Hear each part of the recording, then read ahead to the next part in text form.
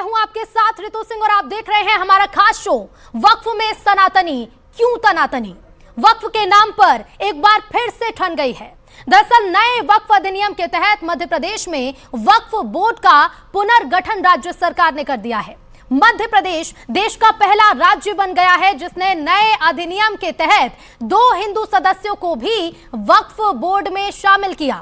वक्फ में हिंदुओं की एंट्री पर अब बवाल हो गया है।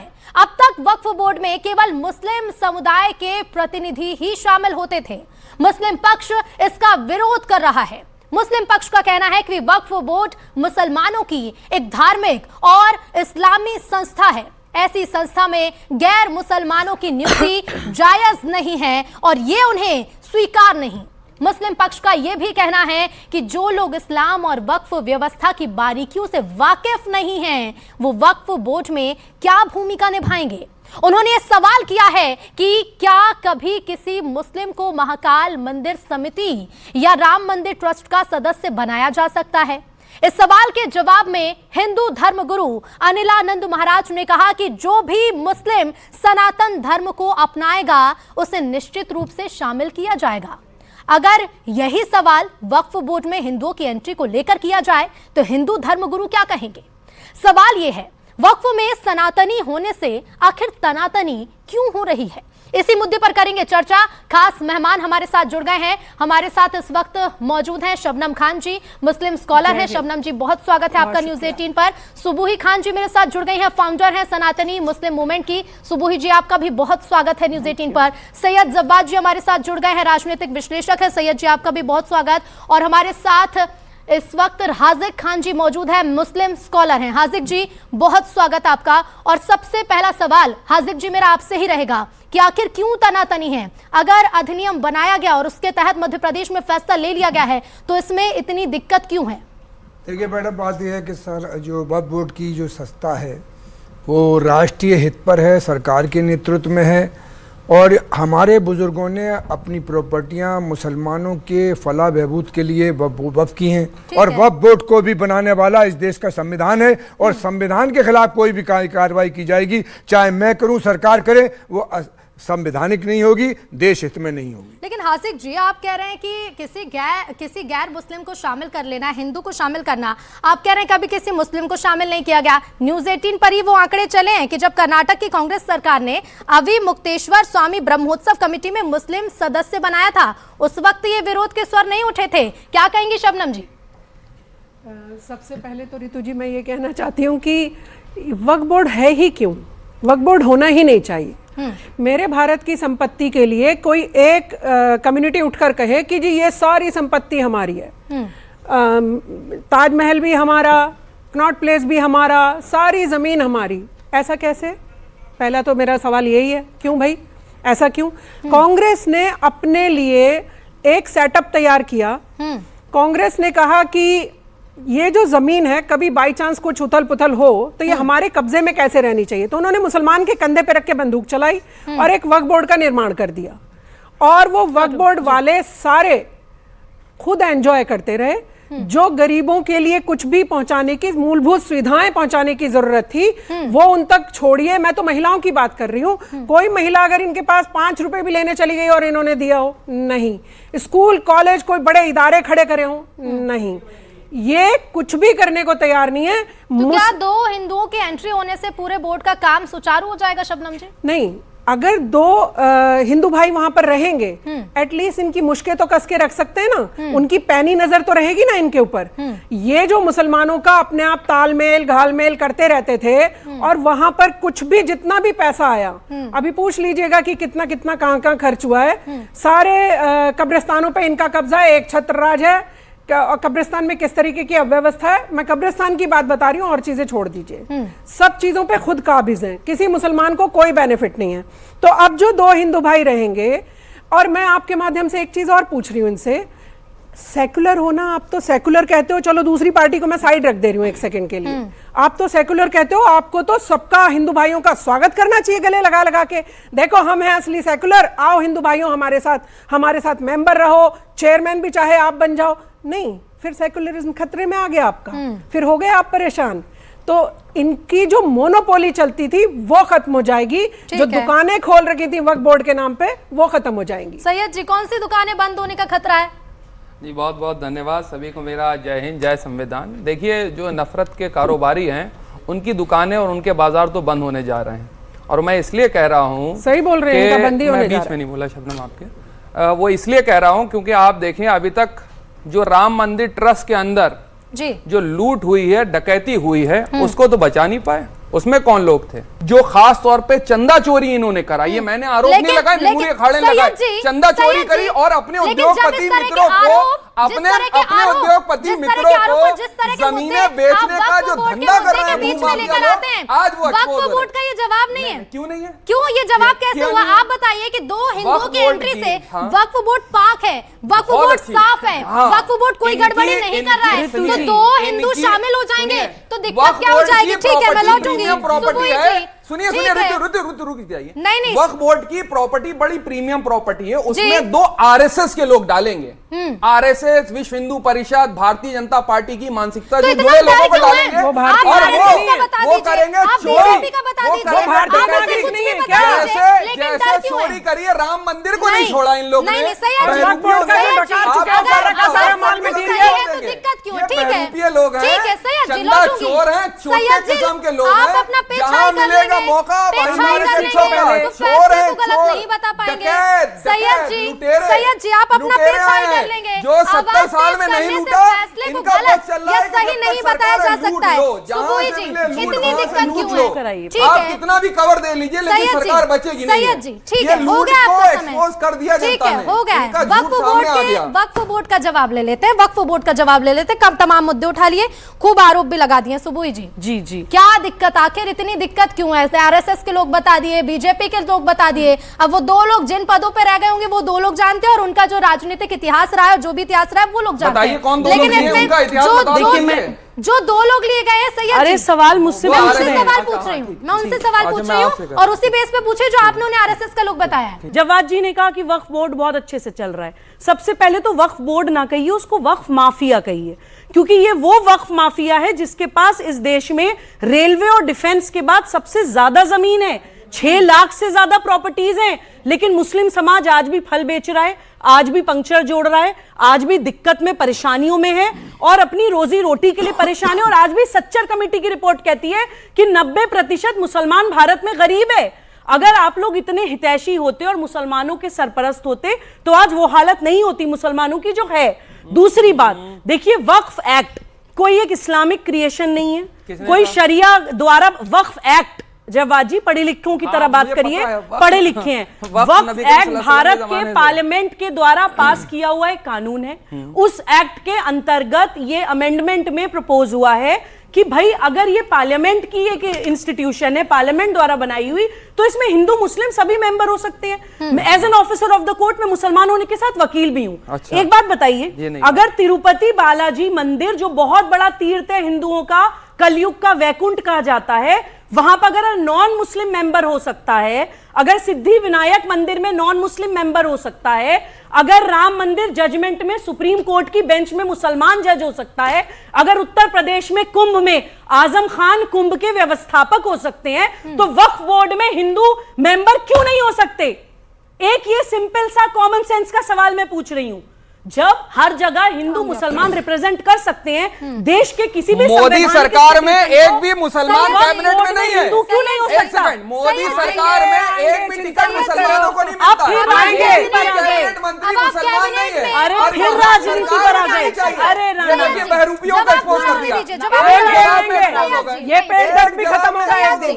देखिए हमारे सरकार में ये वाला पेट दर्द भी खत्म करेंगे तुम्हारा एक दिन, चिंता मत करो। एक भी विधायक को टिकट मुसलमान को नहीं मिलता अब है, आप सोचें ना कि कोई पूरी मंत्री डिबेट मिलता है, में, और पूरी वक्फ चर्चा बोर्ड में में हिंदू चाहिए। क्यों अगर आप सोचे कि पूरी चर्चा में सिर्फ आप बोल लेंगे और अपना पक्ष रख के उसको सही साबित कर नहीं, लेंगे, हम सही साबित, हम तो जनता को साबित कर रहे हैं, हम तो जनता के जब सामने अपनी आपको बात समय रख दिया रहे हैं। जाएगा तब बोलिएगा। सुबोई जी अपनी बात जल्दी से पूरी रितु जी देखिए, साफ सीधी सी बात यह है कि ये देश किसी भी व्यक्ति, किसी भी संगठन, किसी भी पार्टी से बड़ा है।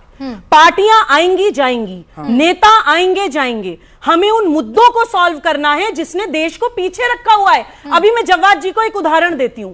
इन्होंने कहा कि मुसलमानों के हित के लिए वक्फ बोर्ड है और वक्फ प्रॉपर्टीज हैं। हाँ। उत्तराखंड में अभी पूरे देश ने न्यूज देखी थी, हल्द्वानी में रेलवे की जमीन पे बहुत बड़ी तादाद में एक स्लम एरिया बसा हुआ था जहां पे मुसलमान बसे हुए थे। रेलवे कब जब आया रेलवे हिंदुस्तान को में? फिर बीच में बोले, रेलवे कब आया? जब रेलवे को हिंदुस्तान में रेलवे कब आया? मैं इसे पार्टिसिपेट नहीं अरे करूंगी। क्यों नहीं, पहले बताइए जब ना। बात पूरी होने अरे दीजिए, बताइए ना, कब बात आया? पूरी होने दीजिए। जब आपके पास बात उत्तरों पूरी के होने बाद आप कह रहे थे दीजिए। बीच में मत बोलो। हल्द्वानी आप बीच में टपक जाते हो। रितु जी, किस तरह से देश के मुसलमानों को भड़काया जाता है ये उदाहरण दे रही हूं मैं। ड्राइंग रूम एक्टिविज्म नहीं है मेरा। 20 से ज्यादा प्रदेशों का प्रवास कर चुके हैं हम लोग। उत्तराखंड में हल्द्वानी में रेलवे की जमीन पर बहुत बड़ी तादाद में गरीब मुसलमान बसे हुए थे। जब रेलवे को अपनी जमीन की जरूरत पड़ी, उनको वहां से हटवाया गया। कैमरा लेकर लोग पहुंच गए, जूम कर करके यूनाइटेड नेशंस तक पहुंच गए। मुसलमानों को देखिए, मुसलमानों को निकाला जा रहा है, उखाड़ा जा रहा है। कितनी वक्फ प्रॉपर्टी उत्तराखंड की आई थी आगे? आप कितनी प्रॉपर्टीज है उत्तराखंड में वक्फ बोर्ड के पास? कितने लोग आए थे कि नहीं नहीं हमारे पास वक्फ की प्रॉपर्टी है, मुसलमानों को वक्फ की प्रॉपर्टी में बसाइए। प्रॉपर्टी भी चाहिए, रेलवे की जमीन भी हथियानी है। दोहरा चलना नहीं चलेगा देश के अंदर। कि जब स्लम एरिया से मुस्लिम हटे तो उनकी मदद के लिए वक्फ बोर्ड आगे कितना क्यों आगे नहीं आया? आया? अच्छा ठीक, उत्तराखंड का वक्फ बोर्ड मुसलमानों की बड़ी चिंता है सरकार को, बहुत चिंता सरकार को है। नहीं, हम वक्फ बोर्ड की बात हो रही ना। वक्फ बोर्ड किसके क्या पास है? वक्फ बोर्ड का वक्फ बोर्ड को कौन काम गवर्न ये नहीं है कि वो मैं- मुस्लिमों के हितों की मैं- रक्षा मैं- करे? एक सेकंड, सैयद जी एक जवाब दीजिए। रितु सुन तो लीजिए। सैयद जी पहले आप मेरा रितु सुन सवाल लीजिए। सुनिए, पहले आप सवाल सुनिए, पहले आप सवाल सुनिए। आप अरे सवाल नहीं आपका सुनते। मुकम्मल तब होगा जब आप उसमें 2-3 चीजें आप ये पूछिए कि वक्फ बोर्ड को कौन गवर्न करता है? वक्फ बोर्ड का चेयरमैन कौन है? मुसलमानों के बड़े हितैषी रही है आपकी तो नहीं, मोदी सरकार है हितैषी है ना, हाँ। तभी तो सैयद बदल जी के रख दिया। आपको लग रहा है इस तरह से आप अपनी ही बात कर लेंगे, एक पक्ष की बात अच्छा, करके हाँ, बात को हाँ, प्रूव कर लेंगे? अच्छा, समय दे हितैषी दीजिए, है, मुसलमानों थोड़ी सी के नैतिकता बारे में। रखिए यहाँ पर। अच्छा ठीक। एक बात बताइए कि सारी जिंदगी तो आप ही का चेयरमैन रहा है ना, जो लूट पाट के घसोट के सब अपना लूट के मुसलमानों के हितों की भी सारी सुविधाएं लूट के बैठा हुआ था।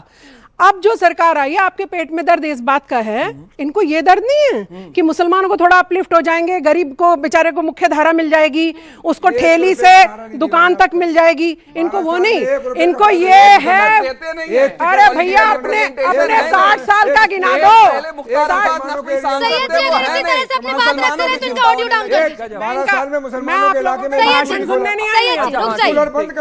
जनता को पता रहने दो, 60 साल लूट के मुसलमानों के सारे हक बैठे हुए हो। सारा तभी तो बदला है मुसलमान, तभी तो मुसलमान का चेहरा बदला है, तभी तो मुसलमान को आप अपलिफ्ट होते देख रहे हो, तभी तो बहनों को 3 तलाक से मुक्ति मिली है, तभी तो हलाला बंद हुआ है। आपके राज में ये सब चलता था भैया, वो भूल गए आप। क्यों? वक्फ की सारी संपत्ति आपके पेटों में है। निकाल लेगी भारतीय जनता पार्टी की सरकार, निकालेगी और मुसलमानों के तक पहुंचाएगी। सरकार के बात पास आपने लगातार बोलना है तो हम नहीं बोलने देंगे। शबनम जी रुक जाइए, हम बोलने नहीं देंगे। सैयद जी रुक जाइए, सैयद जी सुबुई जी भी अपनी बारी का वेट कर रहे हैं। सुबुई जी सीधी सी एक बात है, वक्फ बोर्ड की अपनी जिम्मेदारी लेने को तैयार नहीं है। थोड़ी सी शर्म आती है कि नहीं। नहीं? सारी जिंदगी लूट कर बैठे हो मुसलमानों को और बात बना रहे हो यहाँ पे खड़े होकर। सारी जिंदगी लूटा है, 60 साल लूटा है। इतनी सी 12 साल में सब लूट लिया, सब 12 साल में लूट लिया। थोड़ी सी शर्म भी आनी चाहिए। अंदर डकैती नहीं होता। राम मंदिर के अपराधी को सजा मिलेगी। सुबुई जी वक्फ बोर्ड के अपराधी को सजा भी नहीं मिलेगी। शबनम जी आप अपनी जगह पर जाइए, शबनम जी अपनी जगह पर जाइए, शबनम जी अपनी जगह पर जाइए, सैयद जी भी जाइए, सैयद जी भी जाइए। वक्फ बोर्ड के खैरोकार बनेंगे, ठीक है। छोटे बैठे हुए हैं। अब आप राम मंदिर पर एक मिनट, राम मंदिर पर बात कर रहे हैं। मिल जाएगी, आप राम मंदिर के सजा मिलेगी। शबनम जी, सैयद जी, अगर आप एक एक करके अपनी बात रखेंगे तो आपकी बात सुनी जाएगी। एक एक करके अपनी बात रखिए सैयद जी। कांग्रेसी इस तरह से बात आगे नहीं बढ़ पाएगी।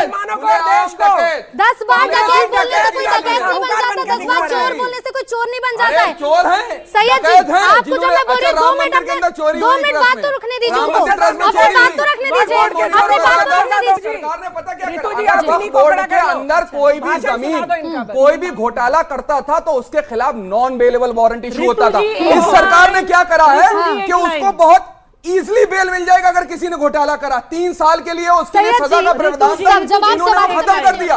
उसको सख्त बनाना चाहिए था, उन्होंने हल्का कर दिया लूट करने के लिए, लूट करने के लिए। रुक जाइए, गजब बात है।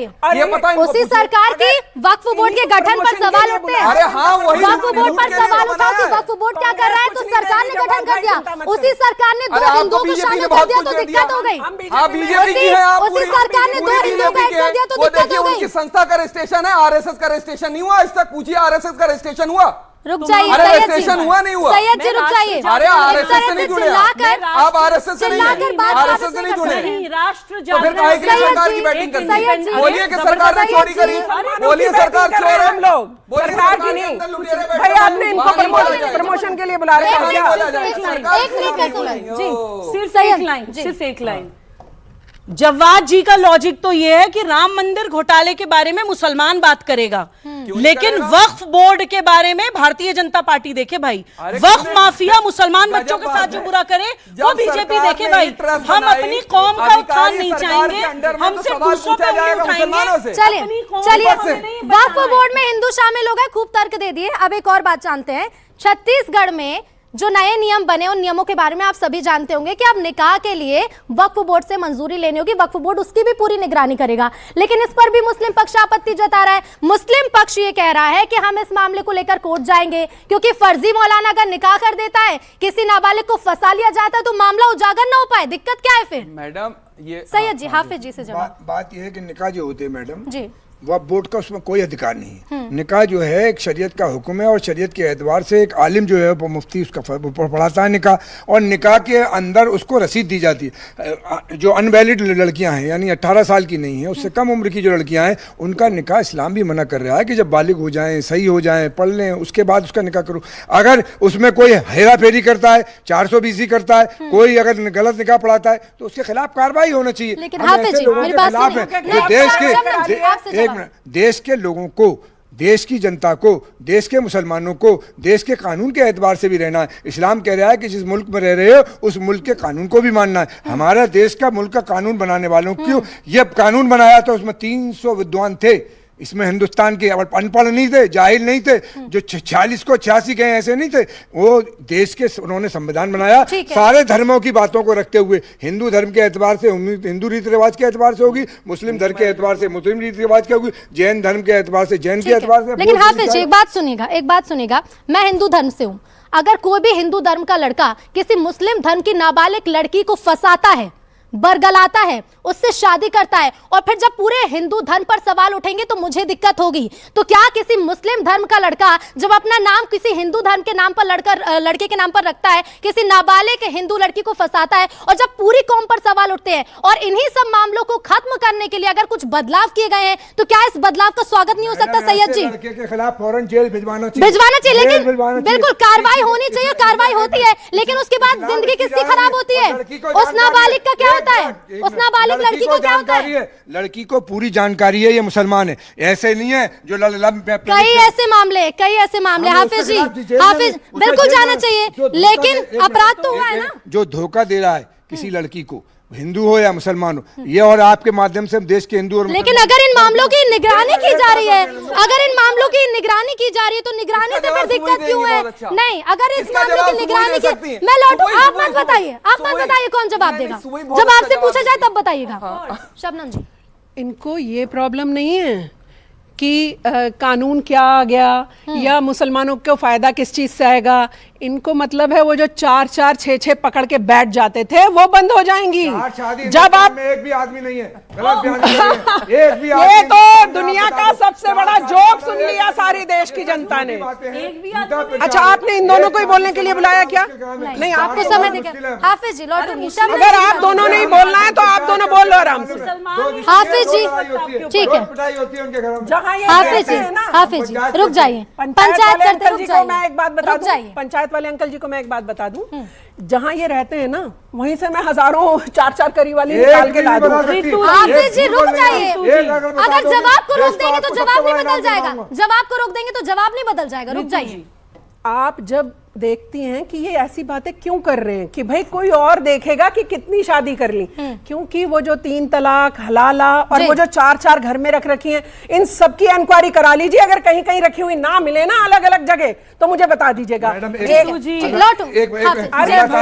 इनसे जवाब लेने पहुंच जाइए। अल्लाह ताला ने कुरान में कहा है, अल्लाह पाक की बात माना करते, मुल्ला का इस्लाम चला रखा है आपने, अल्लाह का इस्लाम ही नहीं चला रखा आपने। आपने तो अल्लाह पाक की बात ही नहीं करनी, आपने सिर्फ मुल्ला की बात करनी है। इरशाद फरमा रहे हैं कि ए आदम की औलाद, तुम्हें जो औरतें पसंद हो तुम उनसे 1-1, 2-2, 3-3, 4-4 निकाह कर सकते हो, बशर्ते, फिर अल्लाह शर्त लगा रहे हैं कि उनके साथ एक सा मामला कर सकूं, और अगर ये ना कर सको तो तुम्हारे लिए बेहतर है कि अल्लाह की तरफ से एक का इजाजत है, और जो कर रहे हैं वो फोर्जरी कर रहे हैं। झूठ बोल रही हैं आप, झूठ एक भी नहीं। हिंदुस्तान में एक सैंपल, आपने हिंदुस्तान को चैलेंज है, पूरा हिंदुस्तान को चैलेंज है, एक सैंपल पेश कर देता, 4 बीवी वाला एक पूरे डिबेट में सिर्फ आपको चुप कराने नहीं आई मैं, आप सभी को पूरी डिबेट में सिर्फ चुप कराने नहीं आई मैं। शबनम जी, सबको मैं सिर्फ चुप कराने नहीं आई, सवाल भी उठने दीजिए। सुबह जी कुछ कहना चाह रहे हैं? देखिए, अभी हाजिर खान जी ने कहा कि भारत में एक भी ऐसा मुसलमान नहीं है जिसकी 4-4 बीवियां हो। इनकी स्टेटमेंट पे मुस्लिम कौम ही इनके ऊपर हंस रही होगी इस वक्त कि क्या सफेद झूठ बोला है। एक सैंपल बताओ, अगर आप पे सैंपल है तो बताओ, आप एक नाम बता दो एक आदमी का, पूरे हिंदुस्तान को चैलेंज है मेरा, आप बोलने ऋतु जी, और हमारी कौम की बहू बेटियां, मुस्लिम कौम की बच्चियां रो रही होंगी ये स्टेटमेंट सुनकर कि उनको पता है कि उनके साथ क्या होता है। 1-1, 2-2, 3-3, 4-4 जो आप बोल रहे हैं वो हमारी कौम की बहू बेटियां भी अगर कहने लगे कि हम भी 1-1, 2-2, 3-3, 4-4 आदमियों से शादी करेंगे, तब वहां जाएंगे आपकी ये बकवास। तलाक का ऋतु जी, 5 करोड़ लोगों ने उसके फेवर में, अच्छा ये अभी एक्सपोज हो जाएंगे। ऋतु जी एक्सपोज हो जाएंगे एक सवाल, और मैं बहस नहीं करूंगी, सिर्फ जवाब दीजिएगा। इन्होंने अभी ये कहा, इन्होंने अभी आपके सामने ये डिनाई किया कि भाई नहीं, कोई मुसलमान लड़का हिंदू नाम से जाके नहीं मिलता है। इन्होंने जो है लव जिहाद को बिल्कुल नकार दिया। इन्होंने कहा कि नहीं नहीं, हिंदू लड़की को पता होता है कि वो मुसलमान है, अपनी मर्जी से निकाह करती है, अपनी मर्जी से शादी करती है। इसी बात पे एक सवाल पूछ रही हूं कि अगर ये मर्जी है तो कोई मुसलमान लड़की एडल्ट अगर हिंदू लड़के से शादी करती है तो क्या आपके हिसाब से वो भी मर्जी है? बिल्कुल मर्जी है। हमारे जामिया इलाके में सलमान खुर्शीद तिकोना पार से लेके ओखला हेड तक 15 लड़कियां मेरी निगाह में हैं जो हिंदू लड़कों के साथ जायज है? क्या वो शादी जायज है? इस्लाम में जायज नहीं है। आप बताइए। इस्लाम में जायज नहीं है। अगर रह रही है वो उनकी मर्जी है, वो इस्लाम में भारतीय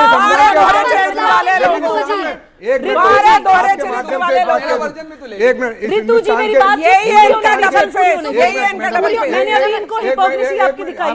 आपका जवाब आएगा। हिंदुस्तान के भारत की अपनी हिंदू बहनों को, मुसलमान बहनों को और बेटियों को यह पैगाम देना चाहता हूं कि अगर कोई लड़की हिंदू से शादी करेगी मुसलमान तो उसको हिंदू सभ्यता के साथ रहना होगा, और कोई मुसलमान लड़की किसी हिंदू से शादी करेगी तो पहले मुसलमान होगी, नहीं शादी हो नहीं सकती। इस्लामिक एतबार नहीं